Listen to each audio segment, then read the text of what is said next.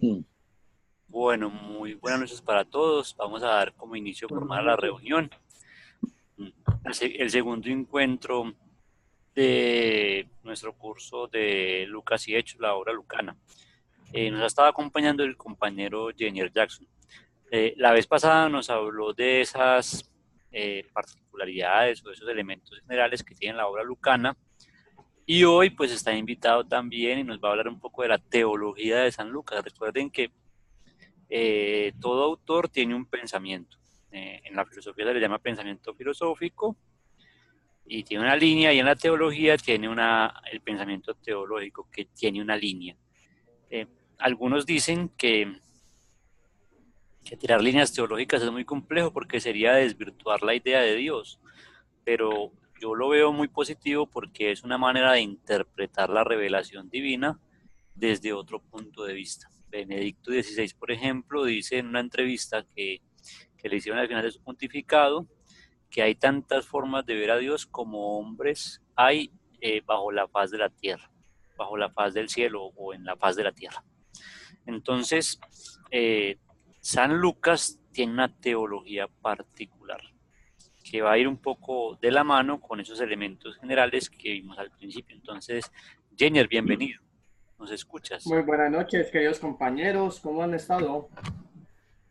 Bueno, ya les he ido Gracias a escuchando. Dios, bien. Ya Muy John bien. Anderson nos ha dado una pequeña introducción sobre la teología lucana. Es importante, él lo decía, todos tienen algo muy particular y de verdad que Lucas es algo muy bello, muy hermoso, muy conciso y es lo que le voy a compartir durante estos minutos. Recuerden por favor que si tienen alguna pregunta, algún inconveniente, alguna duda, pues me lo dirán y vamos tratando de, con John Anderson o los demás compañeros, aclarándola. ¿De acuerdo? Muy bien. Muy bien. Muy bien, sí. Vale. Dame un segundo. Ya están en mi pantalla, ya ven todo, ¿cierto? Ya está. Ya está. ¿Ya Sí, está? ya lo vemos. Sí, sí lo Sí, sí. La vemos. teología lucana. Vale, de acuerdo. Vamos a compartir hoy en estos minutos lo que se llama la teología lucana. ¿Cuál es ese mensaje que tiene San Lucas tanto en el Evangelio como en los Hechos de los Apóstoles? Recordemos que una de las cualidades o de las particularidades que presenta San Lucas es que él quiere mostrar la soteriología. ¿Qué es eso, Jackson? Pues la salvación de Dios dada en Jesús y ese Jesús que lo presenta como el Mesías. ¿Por qué es importante, chicos, perdón, caballeros, estudiar la teología lucana?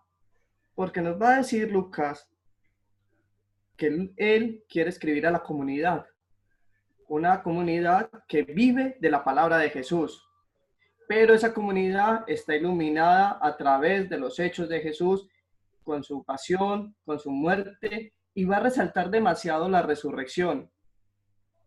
¿Por qué? Porque a la luz de la cruz es que Lucas dice, nosotros podemos comprender a Jesús resucitado. Y es lo que va a poner en la boca de todos los discursos de Pedro, de Pablo, en los Hechos de los Apóstoles, como habíamos visto hace unos 15 días, cuando ponía los discursos en estos dos apóstoles. Y nos va a decir que la obra de Lucas, que va a presentar esta salvación, lo va a hacer de forma como un camino. ¿Qué quiere decir eso? Pues que el camino es una invitación a un nuevo rumbo, a una nueva orientación, a mirar hacia adelante. ¿Pero qué? Mirar nuestra existencia y decir, voy por este lado, voy hacia la derecha, voy hacia la izquierda, en este camino, ¿qué debo dejar? ¿Con qué me voy a tropezar? ¿Qué dificultades hay? Pero siempre me va a decir, sigue adelante mediante la dirección del Espíritu Santo y de los profetas, que son los que nos han dejado las enseñanzas, y de los apóstoles.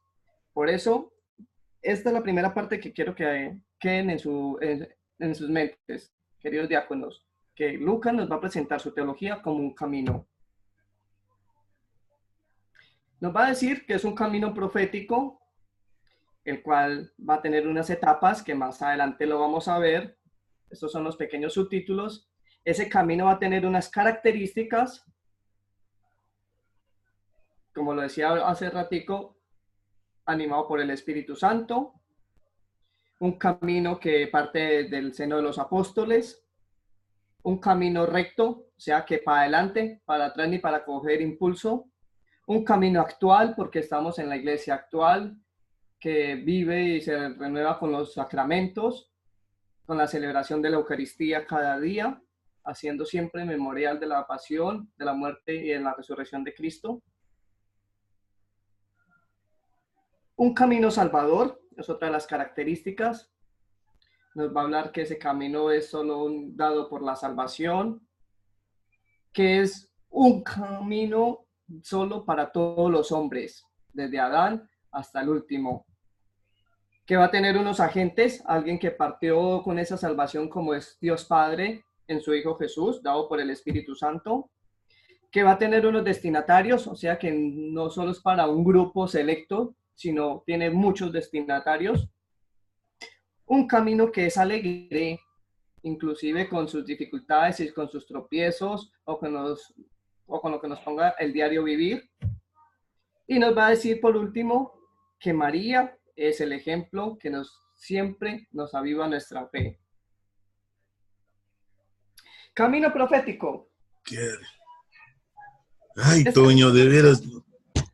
¿Perdón? Bueno. ¿Alguien Sí, tiene el hola. micrófono abierto, por favor, lo Ok. cierra?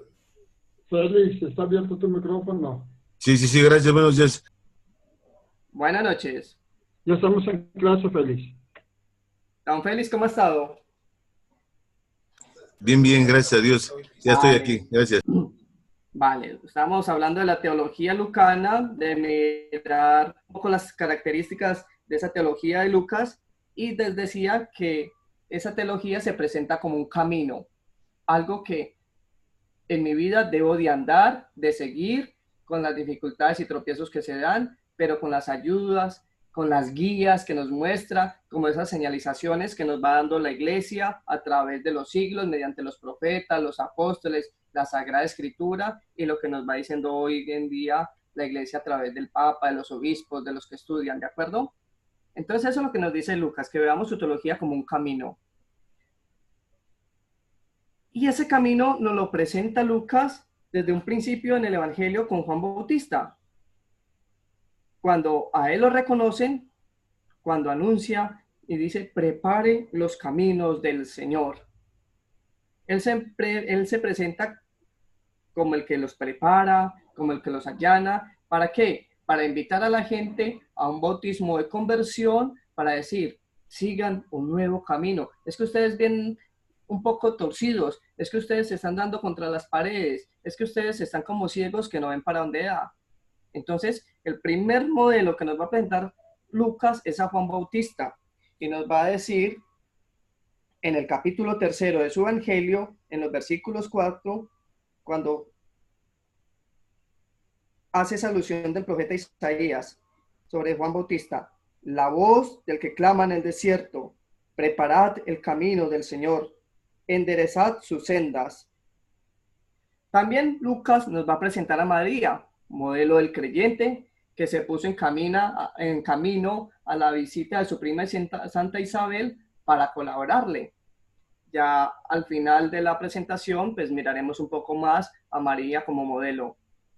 Y el camino que crea Jesús mediante el anuncio del Evangelio, mediante el anuncio del reino de Dios que se hace presente entre nosotros.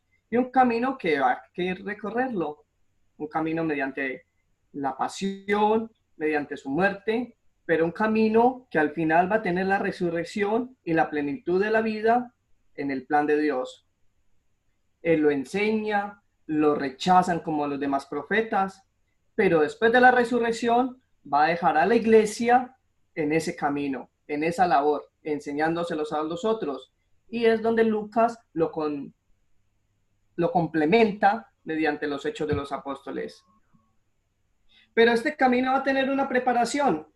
Ya lo veíamos, empieza con Juan Bautista cuando habla en el capítulo 3, versículos 4 y 6, de que los hombres deben prepararse, de que los hombres necesitan un cambio de vida.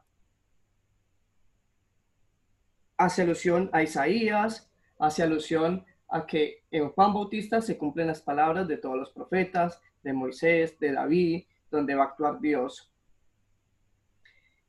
iba a proclamar algo muy importante, queridos diáconos, en el capítulo 7, versículo 22, que nos va a decir: y Jesús le respondió: id y contad a Juan lo que habéis visto y oído. Los ciegos ven, los cojos andan, los leprosos quedan limpios, los sordos oyen, los muertos resucitan. Se anuncia a los pobres la buena nueva. Jesús está en esa etapa de preparación que anunciaban todo el Antiguo Testamento. Esa etapa de preparación a la que Juan Bautista nos invita.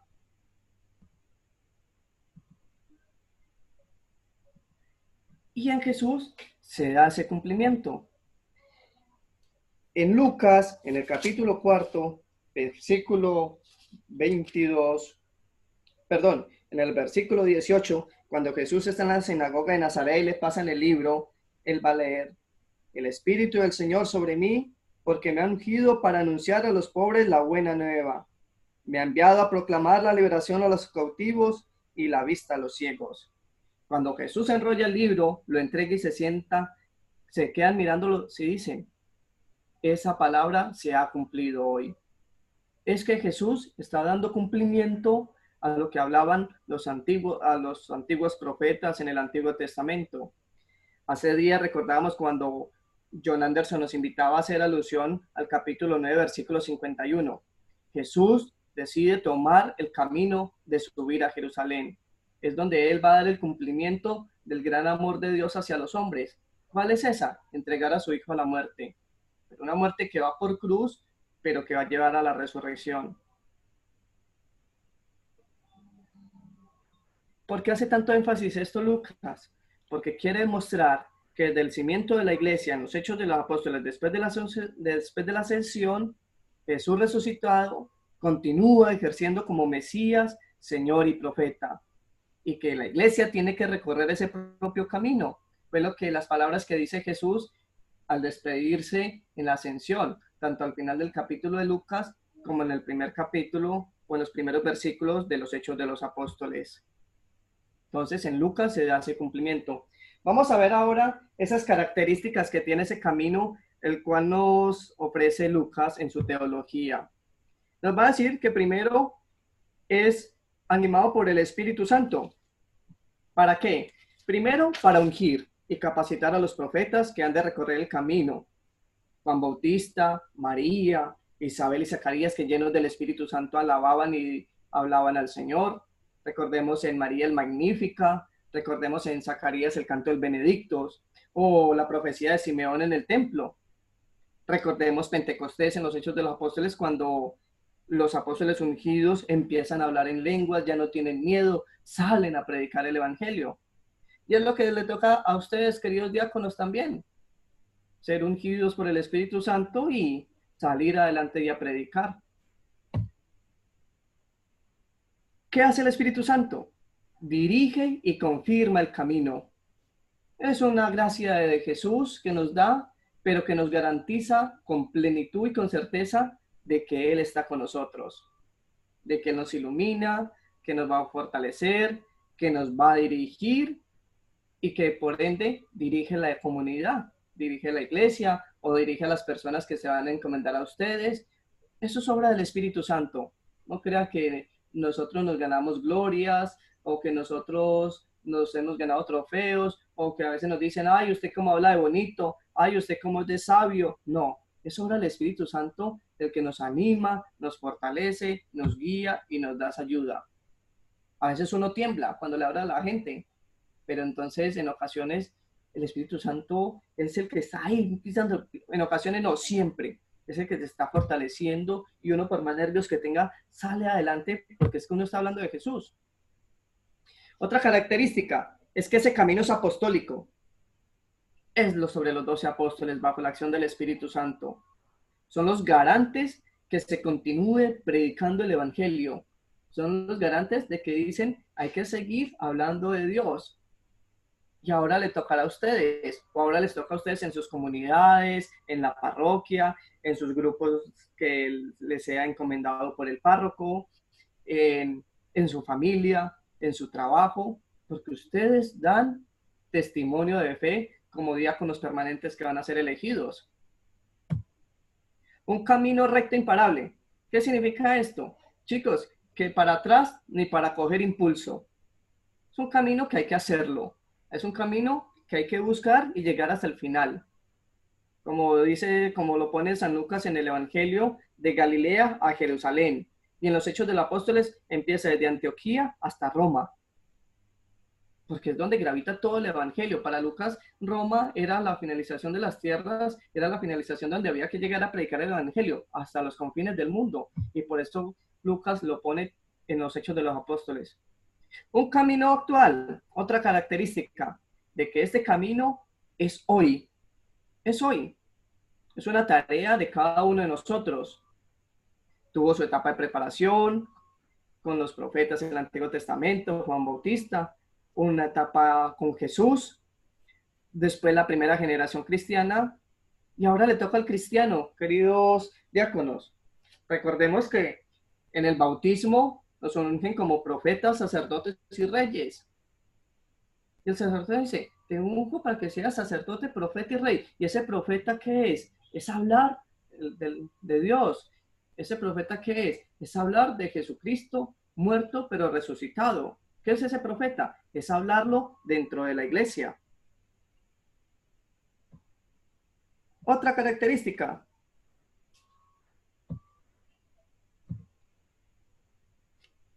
Es un camino salvador. Es otro de los puntos. Y nos dice que lo primero es la soteriología o salvación.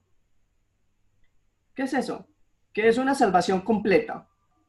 Jesús no nos va a salvar a medias, ni nos va a decir, no, yo te salvo de este pecado, pero es que este me cuesta mucho. O no, es que usted lo cometió muchas veces, entonces no, de este no. Este dejémoslo para después, o ya miraremos cómo lo pagas. No, Él te libra del todo, de las tinieblas del pecado, de Satanás y sus demonios, del dolor y la enfermedad, de la muerte, de la incredulidad de los incrédulos, de los ídolos.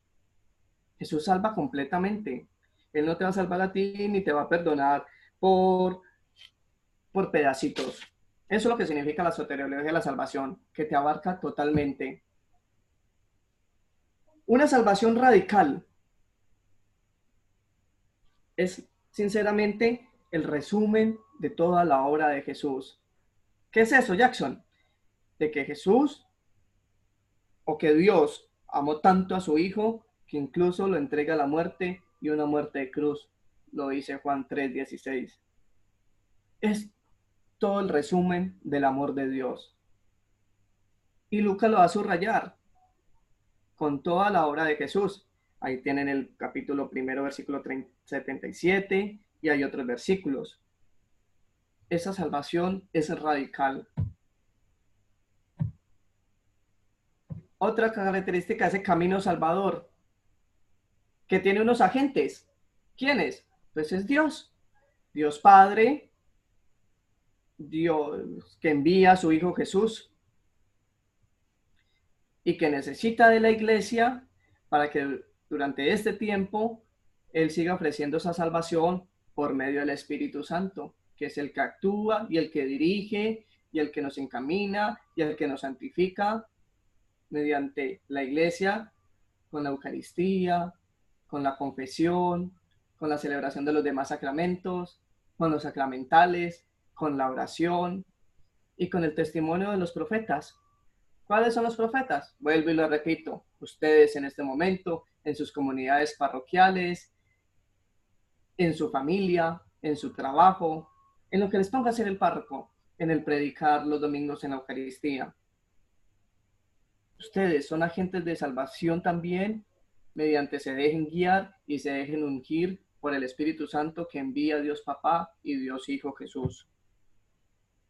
Ese camino salvador va a tener unos destinatarios. Eso no solo es que sea exclusión de algunos o de que, como esperaban en el tiempo los judíos, es que no, solo son para nosotros los millonarios o los que no nos enfermamos o los que tenemos muchos hijos como creían. No, Jesús le va a decir, mediante Lucas en la teología va a decir, no, es que es universal y todos son privilegiados. se dirige a todos los pecadores. Lucas 5:31. ¿Qué dice 5:31? No necesitan médico los que están sanos, sino los que están mal. No he venido a llamar a conversión a justos, sino a pecadores. Recuerdan que cuando vimos las características de la obra lucana, mostraba en su genealogía de que iba hasta Adán. O sea, es hasta el último hombre, o desde el primer hombre que fue Adán hasta nuestros días, hasta la parucía. Se está ofreciendo esa salvación. Los pecadores, incluso los públicos, como eran los prestamistas o los que recogían el dinero, las prostitutas. ¿Y cómo lo hace Jesús? Los busca. Acabo de leer ese versículo, 5:31. No he venido a buscar a los que están salvados, sino a los pecadores. Come con ellos. Entraba a la casa de ellos a comer. Los perdona, los excusa, los invita al seguimiento. Con eso hizo con Mateo. A Mateo, que era ese recaudador de impuestos, y le dice, no, ven, es que yo lo necesito para algo mejor, ven y sígueme. Y lo hizo apóstol y evangelista. Otros destinatarios de esa salvación, los pobres. Y acá clasificamos a los pobres, primero, los pobres miserables, los mendigos, los humillados, los hambrientos, los lisiados, cojos, viudas, mujeres estériles. Les quita esa visión que tenía el pueblo judío en que los que eran leprosos, los que eran cojos o ciegos estaban condenados o estaban pagando un pecado de sus padres. Creo que lo han visto y lo han estudiado. Pues no, Lucas les va a decir, no. Ellos son ante los principales privilegiados del reino de Dios. ¿Por qué? Porque es que es la promesa que Dios les hizo a todos los hombres. Los cristianos perseguidos, a los que son perseguidos por su fe, por ser constantes, por ser testigos. Y lo vemos en los Hechos de los Apóstoles con Esteban, el primer protomártir. Alza su voz y le dice, Jesús, perdónalos, no saben lo que hacen. Y entrega su vida alegre porque es que está siendo condenado y está siendo justiciado en ese tiempo, digámoslo así, justiciado, o está siendo asesinado por proclamar la fe en Cristo resucitado. ¿Qué otra clase de pobres? Los que viven con austeridad. Muchas veces, o mucha gente critica que porque uno tenga riquezas, o porque la gente tenga sus posesiones, o tenga sus carros, o viva bien, o se vaya de paseo de vacaciones. Eso es rico, hay que hacerlo, porque es que el mundo, las cosas que nos ofrece, hay que gozarlas, hay que divertirnos. Pero hay que tener austeridad. Y para Lucas es obligatorio para todo discípulo. No poner nuestras miradas en las riquezas, en lo material, sino en la riqueza de Dios. Y eso le pasó al joven rico, que Jesús lo invita y le dice, bueno, deja todo y ven y sígueme. Pero el joven era tan rico que no fue capaz. Entonces nos invita Lucas a esa austeridad. Y los pobres que viven en esa austeridad, también son destinatarios de la salvación. Así te vayas a pasear cada 8 días, así tengas la fortuna de comprar tu casa, de darle los mejores estudios a tus hijos, porque hay que hacerlo. Las cosas materiales que están en este mundo, las puso Dios para que nosotros vivamos bien. Otros destinatarios de esa salvación, los samaritanos y las mujeres. ¿Por qué? Porque es que eran grupos marginados. Y entonces Lucas le da mucha importancia a las mujeres, tanto en el Evangelio como en el Hecho de los Apóstoles. Y lo vemos como la mejor modelo, que es María. A ella se le anuncia el nacimiento de Jesús. Le anuncia que María, su prima, está en embarazo, una viejecita. Y María sale a su encuentro. Se va caminando a unas montañas a buscarla y ayudarle. Y Lucas nos va a mostrar en todo el Evangelio que muchas mujeres seguían a Jesús. que a otras las curaba, que a otras las defendía, las perdona. A una madre viuda le resucita a su hijo, alaba a otra viuda, recibe los servicios de aquellas mujeres. Tenía dos amigas que eran Marta y María, las hermanas de Lázaro. Y tanto las alaba Lucas que las pone como primeras testigos de su resurrección. Y son las que primero salen a anunciar que Jesús está vivo. Y en Hechos nos va a mostrar que perseveraban en la oración, que ayudaban a la comunidad cristiana, que les servían y que ayudaban en el apostolado. Entonces, Lucas no desprestigia a la mujer, antes nos va a enseñar desde ese entonces, desde ese momento, la importancia que en ella radicaba. Entre ellas, siempre María va a ocupar ese lugar especial. Les repito, ahora al final vamos a tener una presentación sobre María como modelo en el Evangelio de San. Y los samaritanos, que algunos lo rechazaban, pero sin embargo, algunos lo acogieron, Jesús los ayudó y lo más importante es que les va a resaltar de que los samaritanos eran personas de agradecimiento y de misericordia. ¿Recuerdan ese pasaje donde 10 leprosos se le acercan a Jesús, Jesús los cura, pero uno solo se devuelve? Ah, es que ese era samaritano. O el pasaje del buen samaritano cuando asaltan a uno por allá en el camino y el único que lo ayuda es el samaritano. Pues entonces Lucas pone esta visión en que los samaritanos también son destinatarios de esa salvación. Nos va a mostrar de que este camino salvador también tiene una característica especial que es la alegría. No recuerdo qué santo decía de que uno no podía ser un triste santo, porque antes uno tiene que estar alegre. ¿Por qué? Porque es que está anunciando el reino de Dios, es que está anunciando a un Jesús.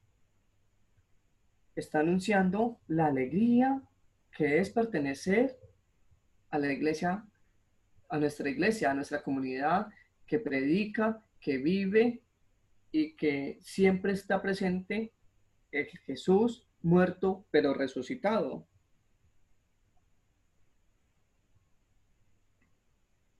¿Qué alegría nos presenta el Evangelio de Lucas? El nacimiento de Juan, cuando Zacarías se le quita esa forma en que estaba mudo y proclama el Benedictus.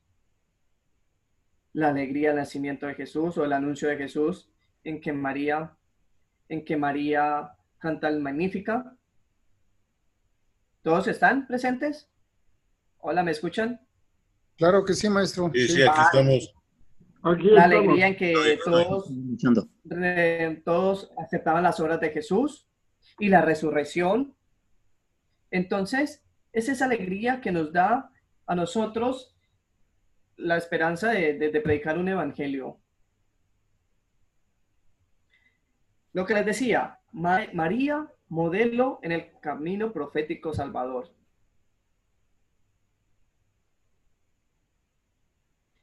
Nos va a decir Lucas, o nos va a decir esta diapositiva, Lucas es el que más habla sobre María y la presenta como discípula fiel de recorrer ese camino. A ella se le anuncia por medio del ángel Gabriel el nacimiento del niño Jesús, donde el Espíritu Santo va a hace lo imposible, porque ella dice, no conozco varón, y le dice, no, calma, que es cosa del Espíritu Santo y lo hará, porque para Dios no hay nada imposible.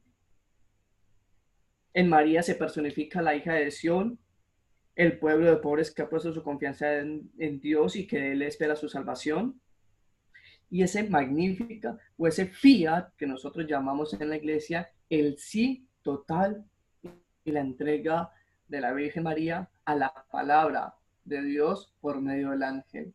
La confianza plena es el fiat por el cual es reconocida siempre y alabada en todo momento. El sí de María, el que nos da la salvación a nosotros, porque María es la que acepta y la que dice sí. Es ese canal para que Dios nos dé la salvación por medio de su Hijo Jesucristo. Por eso lo pone como modelo Lucas, para que nosotros digamos, hay que estar alegre ante las circunstancias, alegres ante lo que Dios nos dice o nos promete, alegres en que el Espíritu Santo nos dará esta fuerza y que nosotros también seamos como esos canales en que la recorre para nosotros anunciar a Dios. Eso es María, modelo de salvación.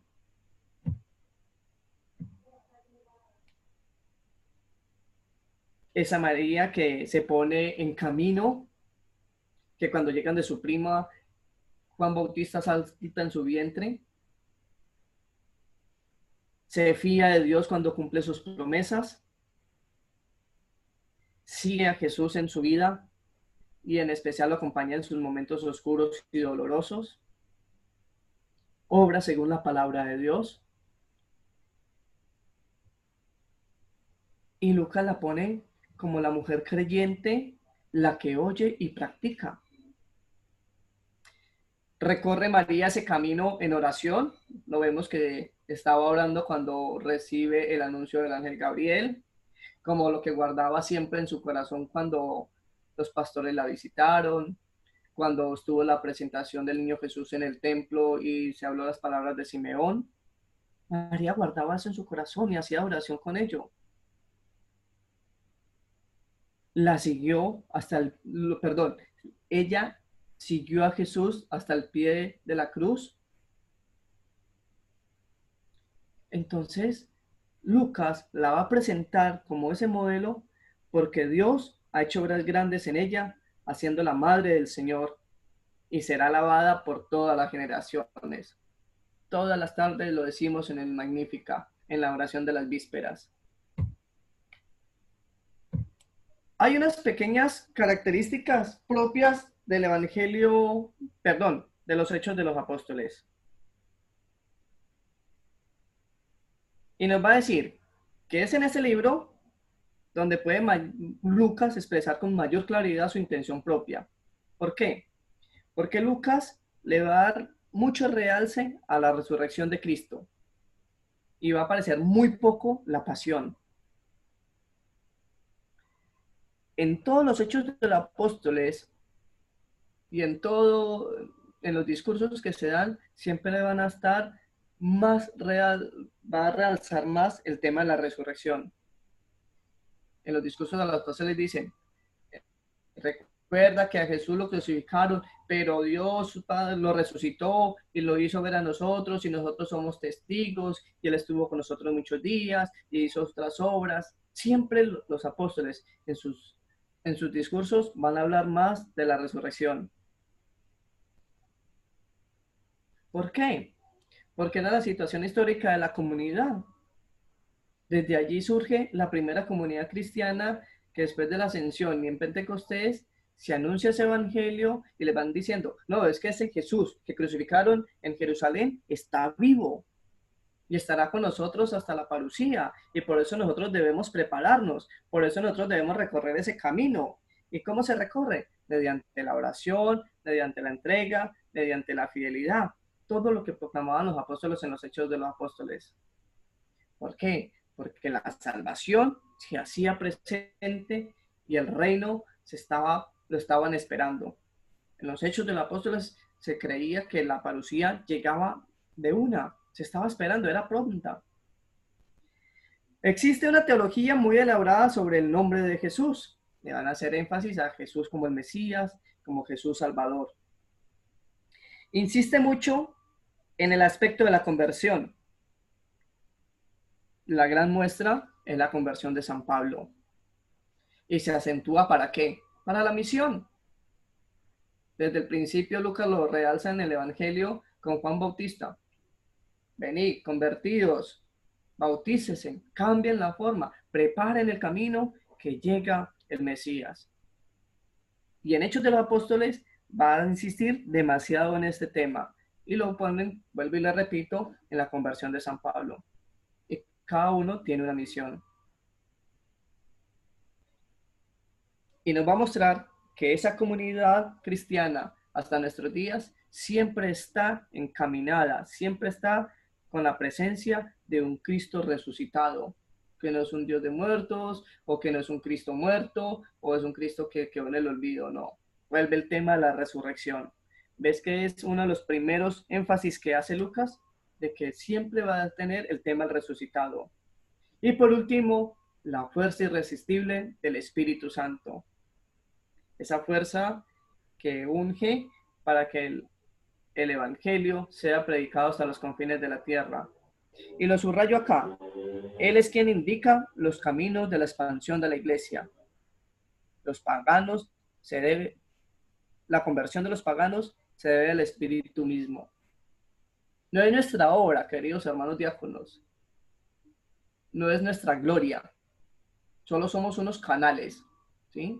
Pero unos canales que yo siempre he dicho, uno debe sentirse, entre comillas, un poco orgullosos de que Jesús nos escoge o nos dice a nosotros, mira, te necesito para que prediques, te necesito porque en vos pongo mi fe, pongo mi confianza y te hago camino para los demás. Por eso nos sentimos orgullosos. No es que sea una obra de cada uno o una obra nuestra, no.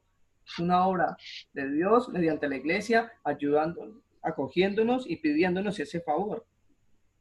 Pero que cada uno pone su granito de arena, que cada uno pone su talento, sus cualidades, sus capacidades para predicar y para anunciar el Evangelio, ungido mediante el Espíritu Santo a un Cristo que es muerto, pero que está resucitado y que cada día se hace presente en la iglesia, en nuestra iglesia, mediante la Eucaristía, mediante la celebración de los demás sacramentos, mediante la oración, mediante el Evangelio, en la gente, en los grupos que nos han encomendado, en los pobres, en los que están en la cárcel, en los que ustedes visitan en los hospitales, o en las catequesis que le dan a los niños, o aquellas personas que tienen que ir a hacer misión donde no hay una iglesia. Dios los escoge a ustedes, queridos diáconos permanentes. Jesús los llama. No es una obra de ustedes, no se vanagloríen, pero siéntanse orgullosos que Jesús los ha llamado y les pide conversión como a Pablo, pero los recomienda una misión. Esa es mi presentación. ¿Alguna pregunta? Muy claro, muchísimas gracias. No, todo estuvo completo, gracias, Vale. Yo no tengo pregunta porque pues todo lo que nos dijiste, todo está en la Biblia, todo está bien fundamentado. Entonces no tengo ninguna pregunta. Pues muchas gracias. Bastante claro, gracias. Es con todo el gusto y con todo el cariño. Y la verdad que espero que también ustedes me encomienden a sus oraciones, como ustedes están en las mías, y que sean grandes y grandes evangelizadores. Claro que sí, con mucho gusto. Anderson. Bueno, muy bien. Sí, aquí estaba escuchando. Sin duda Lucas es uno de los teólogos que quiere resaltar el hecho de la vida. Pero el hecho de la vida Lucas lo resalta de una manera muy particular, porque el hecho de la vida Lucas lo resalta a partir de la entrega. Y la entrega en Lucas es una entrega sin límites, ¿cierto? Vimos que en María hay un sí sin límites, en Jesús hay una decisión sin límites que lleva al hecho de la vida a partir de la renuncia y de la muerte. Entonces, esa teología lucana lo que pretende en el fondo describir o resaltar es, digamos, la generosidad del reino. Él enfoca demasiado la presencia del reino y la generosidad del reino. Entonces, yo quiero agradecerle a Jackson por habernos compartido pues esta presentación y dejar claro que Lucas es ese teólogo que nos invita a decidirnos a subir a Jerusalén. Yo creo que ese Lucas 9:51 en el cual insisto yo, es en esta segunda parte del curso de la teología lucana, la toma de la decisión a partir de lo que es la teología de Lucas. Es decir, ¿qué es lo que nos está impidiendo a nosotros, ¿cierto? Permitir que el reino nazca. O sea, Yo soy el que lleva, soy el vehículo como María que va a llevar esa parte del reino, pero algo va a impedir siempre. Y eso hace parte de la renuncia. Entonces Lucas deja claro que Jesús tuvo que renunciar a sus ideales como hombre para cumplir su función como hijo de Dios. María tuvo que renunciar a sus ideales como mujer para dar a luz al Hijo de Dios. José tuvo que renunciar a sus ideales como hombre para poder que María tuviera en su vientre al Hijo de Dios. Más o menos esa es como la dinámica de Lucas. Es la dinámica del caminar, es la dinámica del encontrarse y es la dinámica fundamental de la toma de decisión. En cualquier proceso de fe, en cualquier movimiento religioso, en cualquier movimiento teológico, siempre hay un momento en el que hay que decidir. Y ese es el momento en el que tiene que aparecer una cosa que en teología o en cualquier otra circunstancia se llama el paroxismo. ¿Qué es el paroxismo? Es el momento cumbre de la toma de una decisión. Entonces, el paroxismo en Lucas aparece cuando dice, desde aquel momento Jesús decidió subir a Jerusalén. A eso se llama el paroxismo. ¿De acuerdo? Entonces, ese es como el llamado. Quiero agradecerle a Jenner Jackson pues, por acompañarnos durante este curso. Muy agradable pues la charla que nos ofrece sobre los elementos generales y la teología en San Lucas. Muy agradecido, cuente con nuestras oraciones. Y a los demás compañeros también, muy agradecido. Ya saben que los que me han enviado trabajos al correo los calificaré al final cuando descargue todo. Y invitarlos a tener muy presente las fechas que quedan para finalizar el curso. Quedan 10 días, contando sábados y domingos, para que el curso finalice. Un abrazo pues para todos. No sé si alguno Que tengan muy buena noche, que Dios los bendiga. Maestro, Sí. algo que me pidió este compañero Faustino. Sí. Me dijo que lo disculpe que no estuvo aquí en el encuentro porque tiene una actividad pastoral en Hueyapan, en el lugar donde él está prestando servicio. Que lo disculpe, pero que no le fue posible estar aquí presente. Tranquilo, compañero, que escuche la grabación está bien. Sabemos de las situaciones particulares. Muy bien. ¿Alguna Gracias. otra cuestión? Nada más, maestro. Bueno. Maestro, pues muchas gracias. Que Dios lo bendiga. Bueno, un abrazo a todos. Adiós, adiós. Bendiciones. Adiós, Dios bendiga, maestro. Adiós.